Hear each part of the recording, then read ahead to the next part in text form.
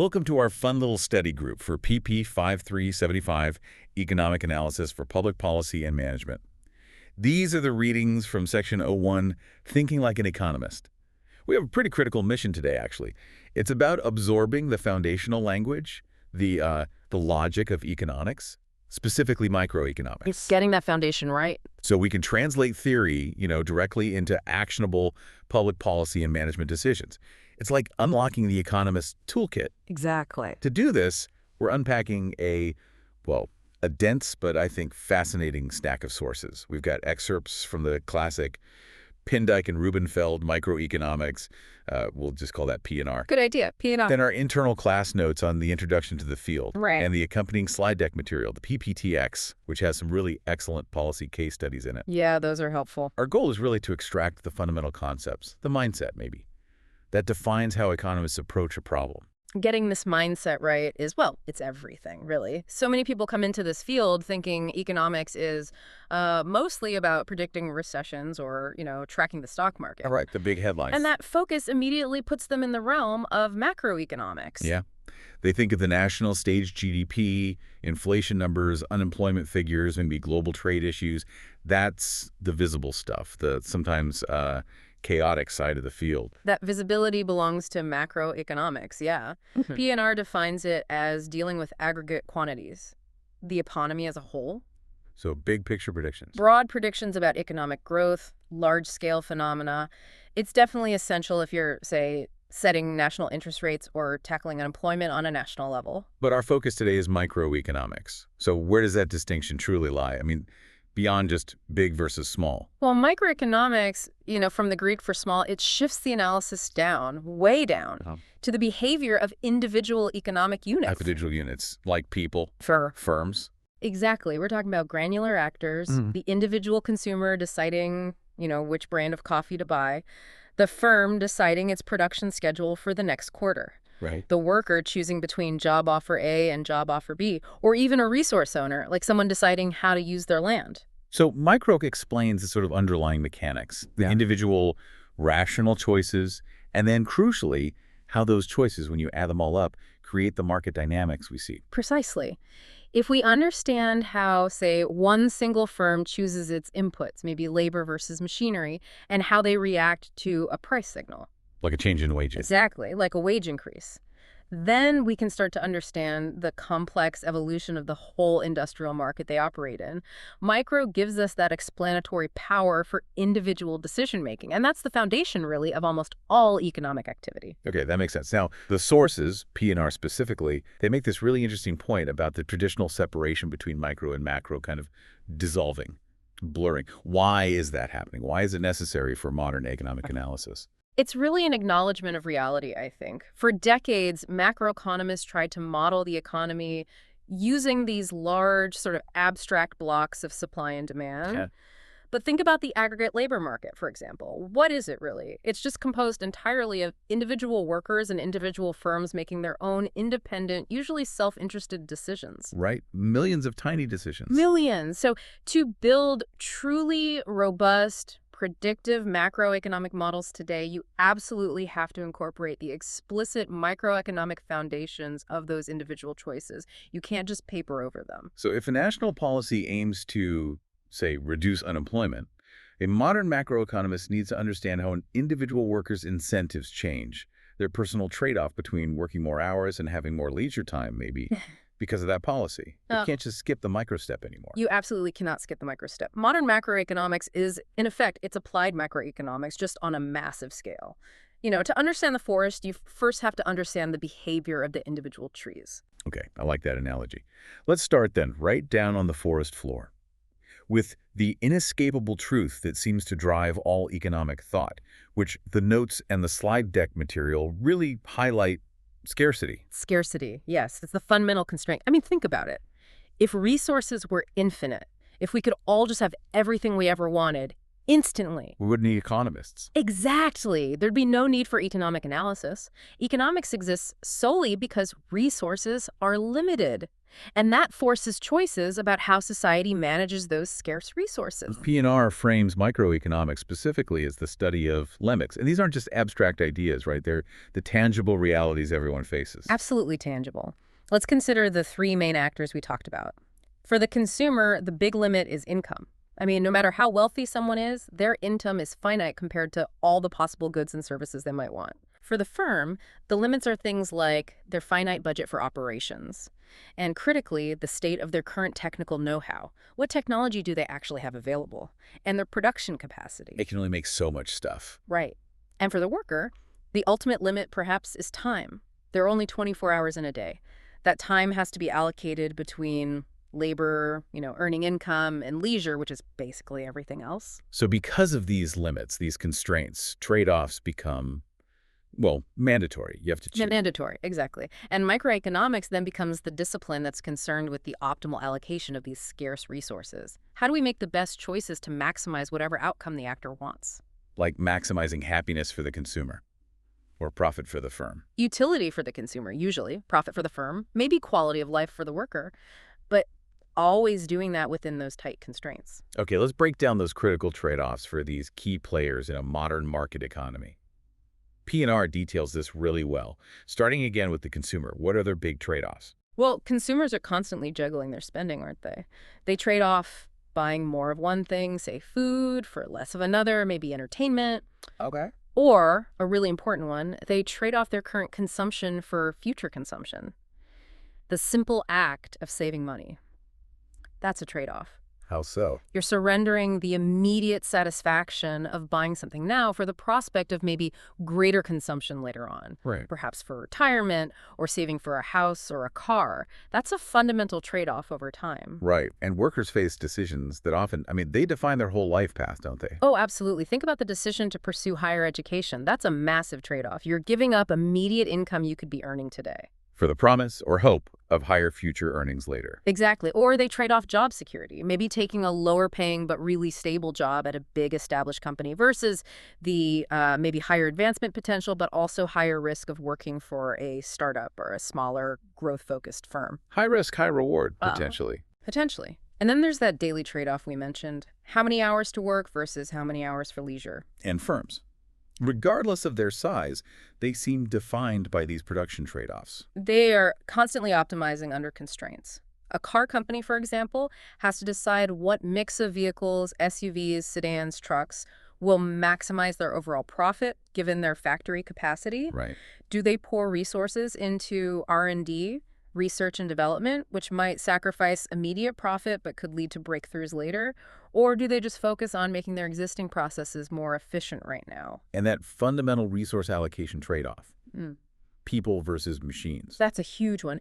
Do they hire, say, 10 additional workers, or do they invest that same amount of capital in one highly efficient piece of automation equipment? That's a classic firm-level trade-off. Now, the sources really underscore this. Connecting all these incredibly diverse decisions, the consumer picking a soda, the worker choosing a career, the firm deciding on automation, is one key signaling mechanism: prices. Prices are absolutely central. They act as the incentives. They're like the universal language of the market. How do they connect those examples? Well, the price of beef relative to the price of chicken, that determines the consumer's trade-off at the grocery store. For the worker, the wage rate is simply the price of their labor. That price influences their decision about how many hours to work. Their labor-leisure trade-off. Exactly. And for the firm, that decision to automate, it hinges entirely on the price of human labor, the wage rate versus the rental price or purchase price of the machinery, the cost of capital. When prices change, behavior changes. That's really the essence of market dynamics. Okay, before we move on to methodology, let's just really nail down why this kind of micro-thinking matters so profoundly for public policy and management. If I'm running a city agency, say, the Parks Department, why should I care if General Motors is trying to maximize its profit? That's a great question, and the notes and the slide deck material give us a very direct link. Because governments and nonprofits are, functionally speaking, producers. They produce goods and services just like private firms. Like public safety, education, parks? Public safety, education, infrastructure, environmental protection. They have budgets to manage. They have scarce human resources and capital resources to allocate. They need to optimize service delivery. So the tools that were developed for private sector production theory, things like cost analysis, resource optimization, efficiency analysis, they're directly applicable to maximizing the effectiveness, the efficiency of a public agency. Okay, so that covers the internal efficiency of the agency itself. What about its impact on the outside world, the regulatory side? This is perhaps the even more crucial application for policy analysts because every single policy action, whether it's a new tax, a subsidy, a regulation, a quota on imports, every one of them alters the prices and the incentives faced by individual consumers and firms out there in the private economy. Right. So if a policy analyst doesn't understand and accurately predict the microeconomic response to those altered incentives, well, the policy is very likely to backfire. Backfire how? It could result in huge unintended costs, maybe create massive market distortions, or sometimes just completely fail to meet the objective it was designed for in the first place. So microthinking is essentially the prediction tool.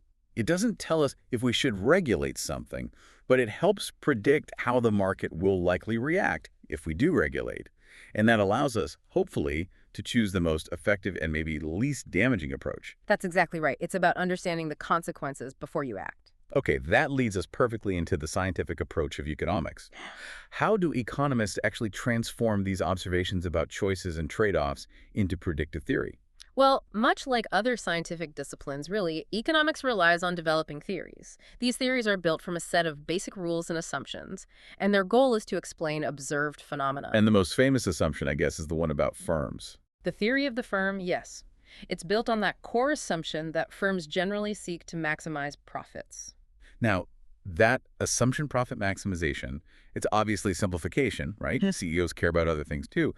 But it's powerful because it simplifies a really complex reality. Exactly. Instead of trying to guess every single motivation behind every decision a manager makes, we start with a strong, generally applicable, and importantly, testable premise. Okay. And this allows us to build a logical structure, a framework that explains how the firm chooses its inputs, how it decides on its output level, all based on the market prices it faces. And then these theories get formalized into models. Models. Okay, P&R defines a model as a mathematical representation of a theory, used to make quantitative predictions. That quantitative part is key, yes. We're often not just predicting the direction of change, like output will go up. We want to predict the magnitude. For instance, like, how much exactly will a firm's total output change if the price of its main raw material drops by, say, 10%? The model should give us a number. Ideally, yes, or at least a range. And this brings us to the sort of scientific litmus test.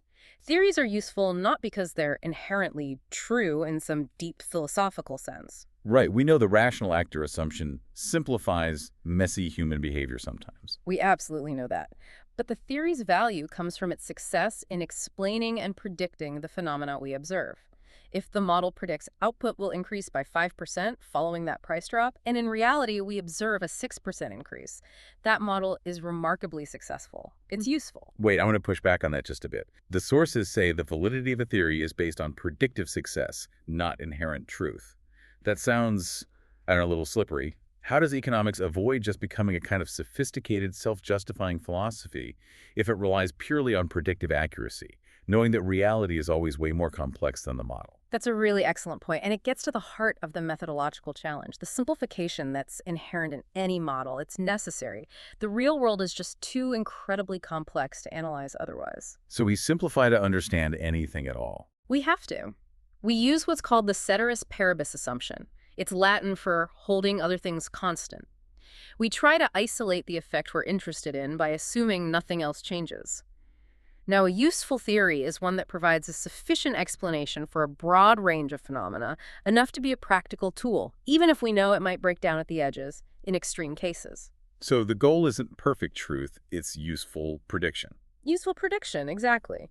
And furthermore, policy analysts use these models to move from what we call partial equilibrium analysis, just looking at one market in isolation, like the market for steel, to general equilibrium analysis. Okay, what's the difference there? Well, if we change the price of steel, that affects the car market, right? That's partial equilibrium. But changing the price of steel also affects the scrap metal market. It affects the labor market for steel workers. It might even affect the overall price index for the whole economy. That's general equilibrium. Models are really the only way we have to try and track all those cascading, interconnected effects systematically. Okay, that makes sense. Models are the engine for quantitative prediction, tracking those ripples. And this kind of robust methodology is what allows us, ideally, to separate economic facts from maybe political rhetoric. Yeah. Which brings us neatly to that crucial distinction between positive and normative analysis. Yes, this distinction is, I would argue, possibly the most important lesson for any aspiring policy analyst to really internalize. All three sources hit on this. Positive analysis focuses purely on what is. Facts and causation. It deals with objective, testable, cause and effect relationships, things you can, in principle, measure and verify. So if I ask, what impact would doubling the tax on imported lumber have on domestic construction costs and average housing prices? That's a purely positive question. That's a classic positive question. The answer should be based on observable data, economic models, trying to predict the outcome without judgment. Or for policy analysis, we might ask, does an increase in the level or duration of unemployment benefits significantly lengthen the average time people spend looking for a new job? That's a testable question. It's independent of any moral judgment about whether people should receive those benefits or not. And the notes emphasize that the microeconomic tools themselves, like supply and demand curves, they're value neutral when addressing these positive questions. The tools themselves are neutral, yes. Normative analysis, though, that's where the values come in. Normative analysis addresses what ought to be. This inevitably involves value judgments, usually centered around concepts like fairness or equity or social preferences or what's best for society. So questions like, Mhm. should we increase the minimum wage? Should we raise the gas tax to pay for new roads? Should we prioritize environmental protection, even if it costs industry profits? Those are normative. Those are all normative questions, yes. And microeconomics, fundamentally, cannot provide the definitive answer to these should questions. No, it cannot make the value judgment itself. That's crucial. But its role is still absolutely vital in the normative debate. What microeconomics can do is clarify the trade-offs involved. How so? Well, take the example of reducing income inequality. Let's say that's the policy goal. Microeconomic analysis might predict that a certain progressive tax structure will achieve that goal. That's the positive analysis part. But it might also predict that the same tax structure will reduce the incentives for businesses to invest in new capital. That's the opportunity cost analysis. So it lays out the consequences of the choice. It illuminates the consequences. Society, or the policymakers, must then weigh the value they place on more equity against the value they place on potentially lower economic efficiency or growth. Microeconomics shows you the menu of consequences. It doesn't tell you which meal to order. But isn't it true that in the real world of policy, we can never truly, cleanly separate the what is from the what ought to be? I mean, if my economic model, doing positive analysis, predicts significant job losses from a minimum wage hike, haven't I already implicitly imposed a value judgment just by choosing to focus policy attention on that specific negative outcome rather than, say, the increased income for those who keep their jobs? That is a fantastic point, and it's part of the constant intellectual wrestling match that is public policy analysis. The theoretical defense of the distinction is that the tools themselves, the supply and demand models, the cost analysis methods, remain objective and value neutral. Okay. The selection of which predicted consequence to highlight in a report or briefing, whether you emphasize the job losses or the increased worker income, that is where the political or normative choice often comes in. A truly objective analyst, ideally, tries to present all the significant predicted positive consequences, both the good and the bad, and their likely magnitudes. So the policymakers can see the whole picture before applying their own values. Exactly. They need that positive analysis first, with all its trade-offs laid bare, just jumping straight to the normative conclusion without doing the positive homework first. That leads to policy based on guesswork or ideology, not evidence. That makes sense. The toolkit is neutral. The user decides which tool or which result to emphasize. Okay, that understanding of inherent trade-offs brings us right back to the core principles of cost in economics. Right, we're moving now to what the sources often label principles 1 and 2. Scarcity forces trade-offs, and the true cost of anything is what you have to give up to get it. This brings us to the economist's most critical and sometimes counterintuitive cost concept: opportunity cost. Opportunity cost. It's such a commonly used phrase, maybe even overused, but it's often just confused with the simple out-of-pocket accounting cost, isn't it? It seems much, much broader than that. It is much broader, and getting it right is crucial. It's the value of the next best alternative that you surrender when you make a choice. The key differentiator for economists is that we always have to look beyond just the explicit money-changing hands to capture the full economic impact of a decision. Let's re-examine that public policy example from the notes. Huh. A community closes down an old school building. They're deciding whether to convert it into a senior center. Okay. Now, an accountant might look at the books and say, well, the building is fully paid for, maybe fully depreciated. The cost of using this physical asset is basically zero apart from renovation costs. Right. But the economist immediately asks, what did the community give up by choosing the senior center? What was the next best alternative use for that land and building? Like, could they have sold it? Exactly. Suppose the next best alternative was selling that land to a commercial developer for, say, $10 million. And maybe that development would also generate $1 million a year in new property taxes for the town. Ah, okay. In that case, the opportunity cost of choosing the senior center isn't just the renovation cost.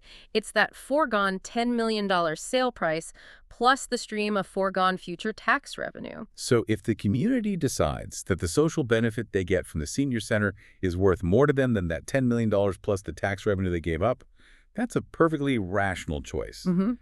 But they absolutely must know the true price, the full opportunity cost of that choice first. Precisely. You have to know what you're sacrificing. And this applies constantly to regulatory costs as well. When a government mandate forces firms to buy, say, expensive environmental abatement equipment. Like scrubbers for smokestacks. Exactly. The opportunity cost isn't just the sticker price of those scrubbers, it's also potentially the higher prices that firms might pass on to consumers to cover that cost, which reduces consumers' real income. Or it's the reduction in funds the firm now cannot invest in R&D or expanding their business, which could harm future productivity growth down the line. Every policy choice has these unseen or at least unbilled opportunity costs that really need to be quantified.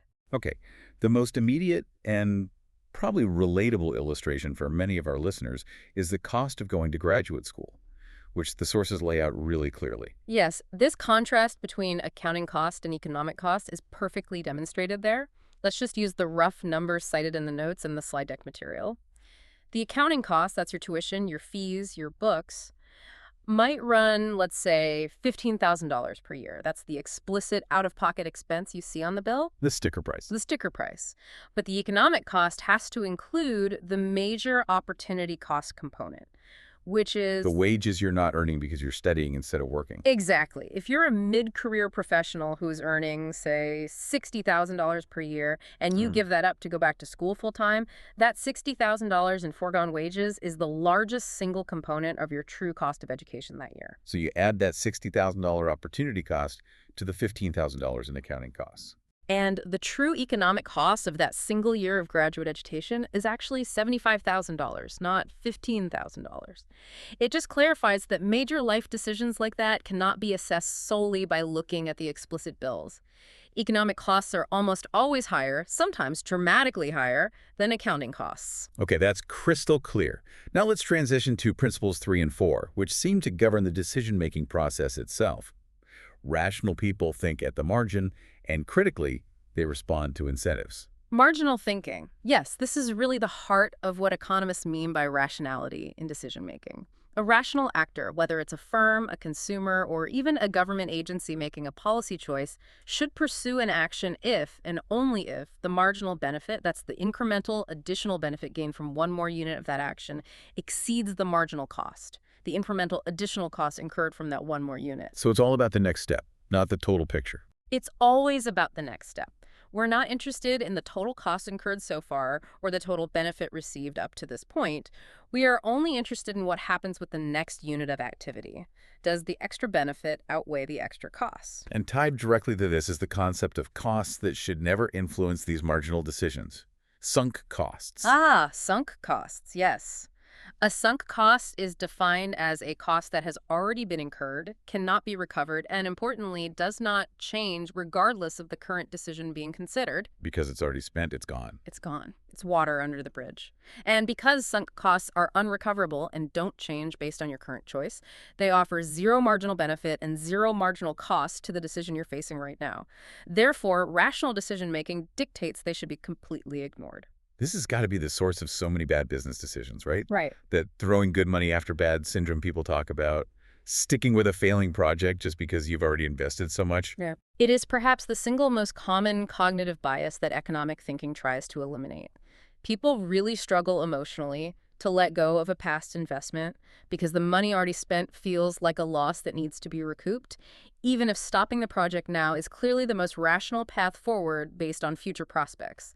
We have to force ourselves to separate the financial history from the operational future. Let's use that town council land example from the slide deck material. I think that really nails this town. The town paid a non-refundable $250,000 option fee, that's the sunk cost, to reserve the right to buy a specific parcel of land later for $1.5 million. So the total expenditure, if they go ahead, looks like $1.75 million on the surface. Right. That 250K is already spent, can't get it back. Now imagine just before they have to make the final purchase decision, a new, equally suitable parcel of land suddenly becomes available for a straight purchase price of $1.6 million. The question for the council is, which parcel should we choose today? Okay. If they let that $250,000 option expire and buy the new land, the total new expenditure is $1.6 million. If they stick with the original plan and exercise the option, the additional expenditure from today forward is $1.5 million. Exactly. The decision today is only between spending an additional $1.5 million or spending an additional $1.6 million to acquire a comparable asset. So they should choose the $1.5 million option, the original land, ignoring the $250,000 they already spent on the option fee. Absolutely. The $250,000 is gone forever, regardless of which land they choose now. It's completely irrelevant to the marginal decision facing them today, which is simply, do we spend $1.5 million more or $1.6 million more? The rational choice is to minimize the marginal cost from this point forward. The sunk cost is history. Okay, that's a great illustration. Let's apply this marginal thinking now directly to policy analysis, where we see incentives and marginal costs dramatically altering behavior, starting with that huge issue, the explosion of U.S. healthcare costs. Yes, this is just a classic large-scale example of potentially unintended consequences being driven by the underlying incentive structures.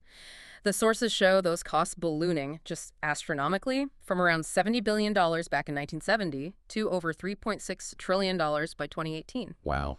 And over that same period, there was a dramatic shift in who was paying.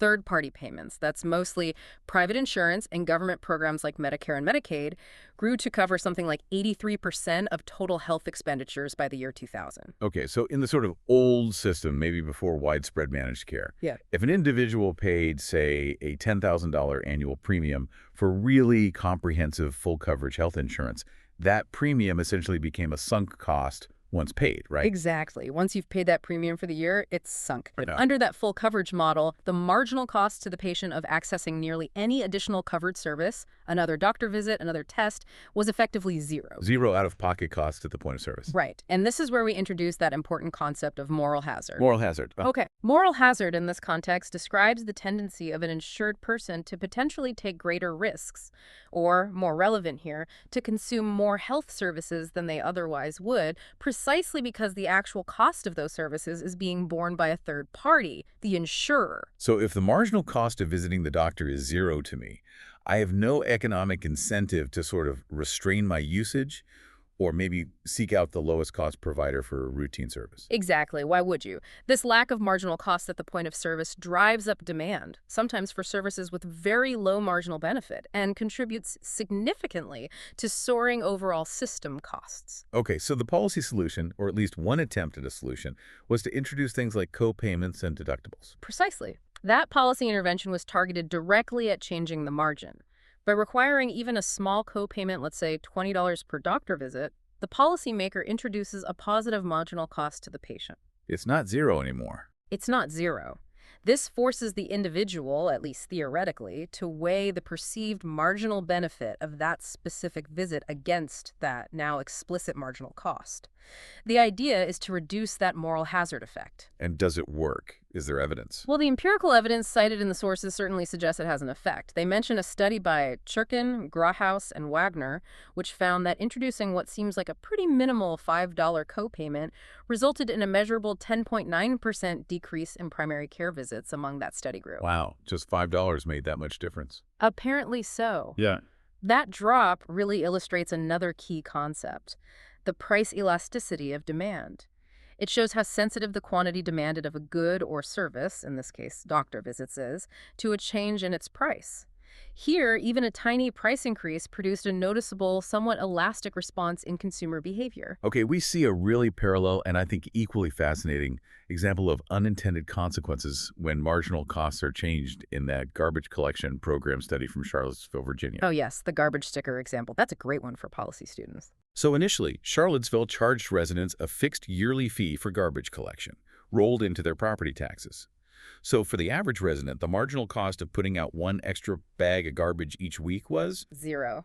The fee was fixed, regardless of how many bags you put out. It was effectively a sunk cost for that year. And, predictably, landfills were filling up rapidly. okay. So the policy change came in 1992. They introduced the pay-as-you-throw model. Residents now had to purchase special stickers costing 0 out of 80 cents each and put one on every 32-gallon bag of trash they set out. Right, so the marginal cost of an extra bag instantly went from 0 to 80 cents. And the intended positive result was pretty striking, right? The number of bags collected reportedly plummeted by 37%. Success. Success on that primary metric, yes. But, as the analysis showed, the policy had at least 2 major unintended negative consequences that policy analysts always need to be looking out for. Okay, what were they?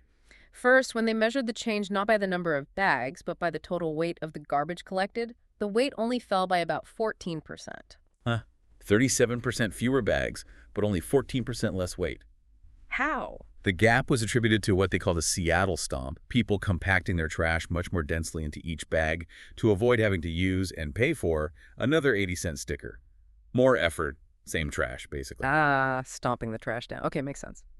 What was the second, more serious consequence? Second, and more concerning from an environmental policy perspective, the research estimated that illegal dumping, people just dumping their trash on roadsides, in vacant lots, or in commercial dumpsters to avoid the sticker fee, accounted for somewhere between 28% and 43% of the total reduction in legally collected volume. Wow. So the policy achieved its main goal of reducing official landfill usage, but it basically traded that success for an increase in 2 other negative externalities. The extra effort of compaction and potentially widespread illegal dumping. Exactly. It's just a perfect small-scale demonstration of how people respond rationally, often predictably, to changes in marginal incentives, but sometimes in ways that create new problems the policymakers didn't fully anticipate. Policy analysis, then, is really about trying to trace all those ripple effects of changing incentives, which, as you say, are nearly always more complex than just the single intended outcome. That's the challenge, absolutely. Okay, let's move now to the actual arena where all these rational actors responding to incentives and making trade-offs interact, the market. We probably need to be pretty precise about what economists mean by a market and how we define its scope. Yes, precision is important here. P&R gives us a pretty rigorous definition. A market is a collection of buyers and sellers whose actual or even potential interactions determine the price of a product or a set of products. Okay, buyers and sellers interacting. And we have to remember, buyers aren't just us consumers buying groceries. Buyers also include firms who are buying inputs like labor, raw materials, or capital equipment. And sellers aren't just firms selling finished goods. Sellers also include workers selling their labor services, and resource owners may be leasing out land or selling natural resources. And is there a distinction between a market and an industry that's useful? Yeah, that's a helpful clarification sometimes. An industry really only refers to the supply side of the equation. It's the collection of firms that sell similar or related products. The market, however, incorporates both sides: the supply side, the industry, and the demand side, all the buyers. Got it. And for doing any kind of accurate analysis, or especially for policy intervention like regulation, we absolutely have to define the extent of the market, right? Its boundaries. Yeah. Geographically and also in terms of the product range. Absolutely critical. Geographic boundaries can be highly variable. The market for, say, fresh bread might be very local, just a neighborhood or a town. The housing market is usually thought of as hyperlocal. The market in Chicago is definitely distinct from the market in Cleveland. Right. However, the market for something highly valuable, easy to transport relative to its value, like gold, that market is essentially global. And that global reach is maintained by this concept called arbitrage. Arbitrage, exactly. It's the practice of simultaneously buying a commodity low in one location and selling it high in another location where the price might be momentarily different. The potential for arbitrage is what prevents large, persistent price differences from developing for the same good in different places. So arbitrage effectively links different geographic locations together, turning them into a single, cohesive world market, at least for things like gold or crude oil. That's the idea, yes. It enforces price convergence. And defining the product boundaries is equally vital, isn't it? Are regular gasoline and diesel fuel in the same market? Probably not, right? Generally not, no, because their uses are largely distinct. They require different types of engines. They're not easily interchangeable for most users, even though they're both related petroleum products derived from crude oil. Defining that product scope correctly is crucial. And this whole issue of market definition becomes ground zero in regulatory enforcement, doesn't it? Especially antitrust cases. Absolutely. It's often the very first step in any antitrust investigation or merger review. We also need to analyze the different levels of competition within that defined market. Is it perfectly competitive? Meaning? Meaning there are so many buyers and so many sellers that no single one of them can individually influence the market price. Think of maybe large agricultural markets, like for wheat or corn, as being close approximations. Okay, and the alternative? The alternative is non-competitive markets. No. This is where individual firms or maybe groups of firms acting together like a cartel can jointly or individually affect the market price. Think of OPEC in the oil market or a local company that has a monopoly on cable TV service. That sweetener market case study from P&R, example 1.1, seemed to illustrate perfectly how essential and how contested this market definition can be for public policy. Specifically, when the Department of Justice, the DOJ, is deciding whether to block a merger. Yes, that's a fantastic real-world example. The DOJ challenged the acquisition of CCP by ADM. Why? Because the DOJ calculated that the combined company would control over 70% of the U.S. market for high-fructose corn syrup. And 70% sounds like a lot, potentially anti-competitive. It does. The DOJ's view was that corn syrup was its own distinct market. ADM, however, argued very strongly and ultimately successfully that the DOJ's market definition was far too narrow. How did ADM argue it was broader? ADM presented evidence showing that the major industrial users of sweeteners, think big soft drink bottlers, bakeries, can manufacturers, could and often did easily substitute between using corn syrup and using regular sugar, depending purely on which one was cheaper at the time. Ah, so they were seen as interchangeable by the buyers. Largely interchangeable for many applications, yes. Therefore, ADM argued, the true relevant market wasn't just corn syrup, it was the much broader category of sweeteners, which included both corn syrup and sugar. And by broadening the market definition like that? By broadening the market definition to include all that sugar production, the combined market share of the merged ADM and CCP entity dropped significantly. It fell below the threshold level that typically triggers major antitrust concerns. And the judge agreed with ADM's broader definition. The federal judge presiding over the case agreed with ADM's argument about substitutability and market definition, yes. The merger was allowed to proceed. So for policy analysts, this just highlights that the definition of the market itself, is it just corn syrup or is it all sweeteners, is often the single most contentious and most critical variable in any antitrust investigation or international trade dispute. Getting the market definition right determines everything that follows. Okay, fascinating. Finally, let's turn to measurement. We've established that prices are the crucial signals, but we absolutely have to avoid the inflation trap when we're comparing prices across different points in time. We need to use real prices, not nominal prices. Absolutely essential. Nominal price is just the absolute dollar amount you observe at the time. You know, if a textbook cost $50 20 years ago and the same edition costs $150 today, the nominal price has tripled. Okay. But that doesn't tell the whole story. If every other good and service in the economy also roughly tripled in price over those same 20 years due to general inflation, Then the textbook hasn't really gotten more expensive relative to everything else. Its relative cost hasn't changed. exactly. Its relative cost, its true economic cost in terms of purchasing power, might not have changed at all. And that relative cost is what we capture using the real price, sometimes called the constant dollar price.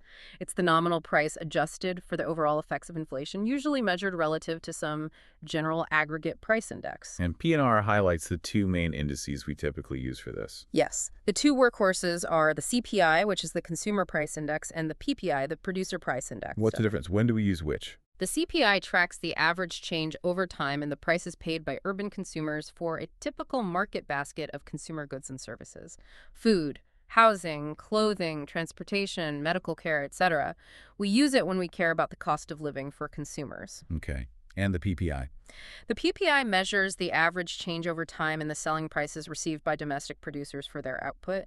It actually tracks prices at 3 stages of production: for crude materials, for intermediate goods, and for finished goods at the wholesale level. We use it more to track inflation in the costs faced by businesses. So why do policy analysts need both? They sound related. They are related, but they serve different important policy functions.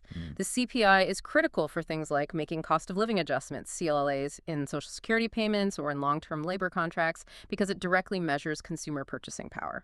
The PPI, on the other hand, is often watched closely by firms and by economic policymakers as an indicator of inflationary pressures that are still in the pipeline.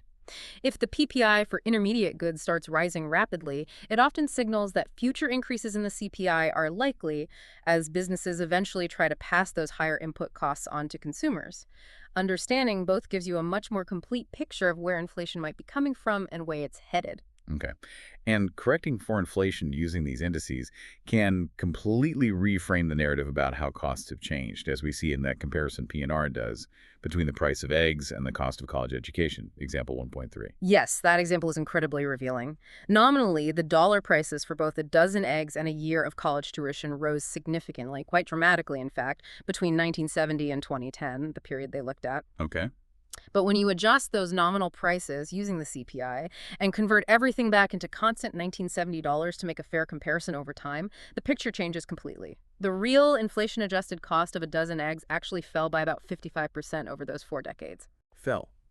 So eggs actually became much cheaper in relative terms. Much cheaper, meaning that buying a dozen eggs required a much smaller portion of an average worker's real income, their purchasing power, in 2010 than it did back in 1970.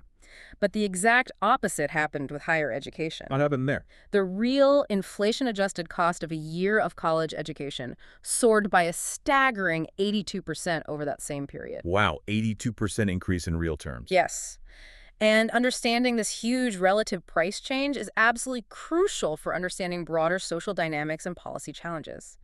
It means that consumers today, or families, are being forced to make ever larger economic trade-offs, maybe trading off more current consumption, or sacrificing future consumption by taking on debt, or working longer hours, less leisure time, just to acquire a college education compared to what was required a generation or two ago. That relative price shift is enormous. And finally, let's bring this real versus nominal concept to that highly charged policy application, the minimum wage debate, example 1.4.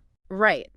Nominally, looking at the dollar figures, the federal minimum wage in the U.S. has increased steadily pretty much decade by decade since it was first introduced.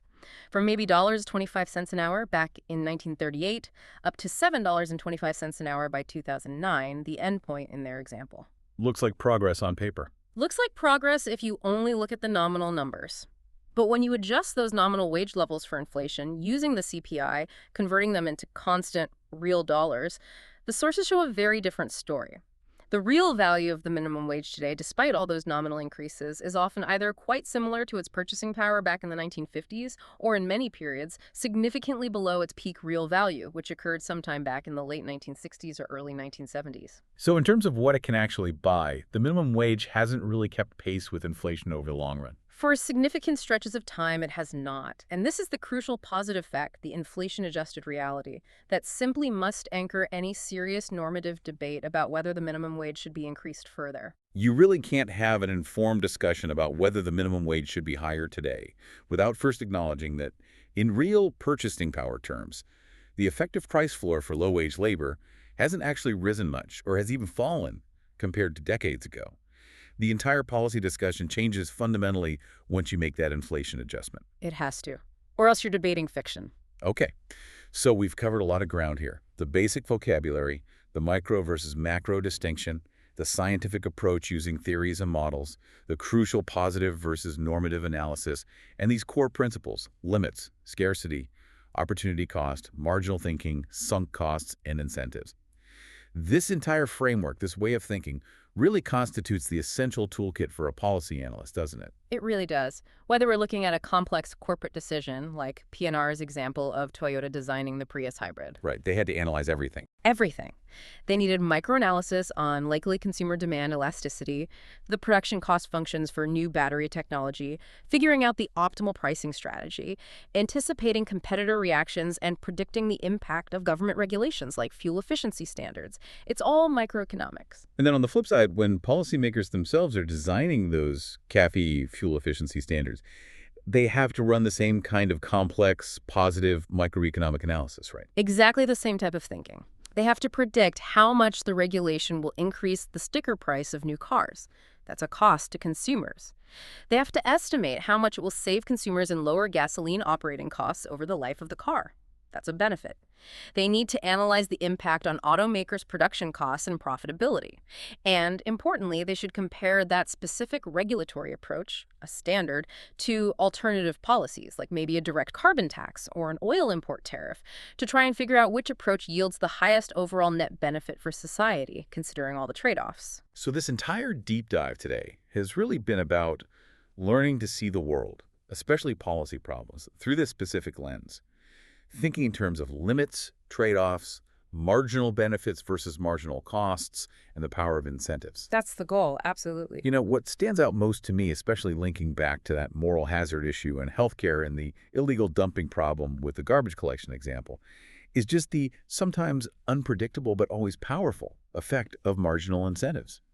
Changing the perceived marginal cost from 0 to just 80 cents for a bag of trash, or from 0 to maybe $5 for a doctor visit, produced these really dramatic and in some ways detrimental behavioral shifts that maybe weren't fully foreseen. That's an excellent synthesis, I think. Policy analysis, in many ways, is applied behavioral economics.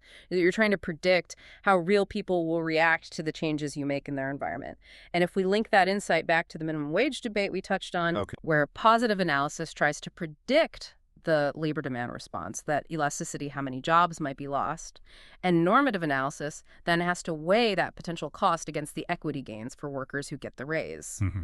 We might be left with a provocative thought, something that really requires this deeper economic understanding we've been discussing. Okay, what's the thought?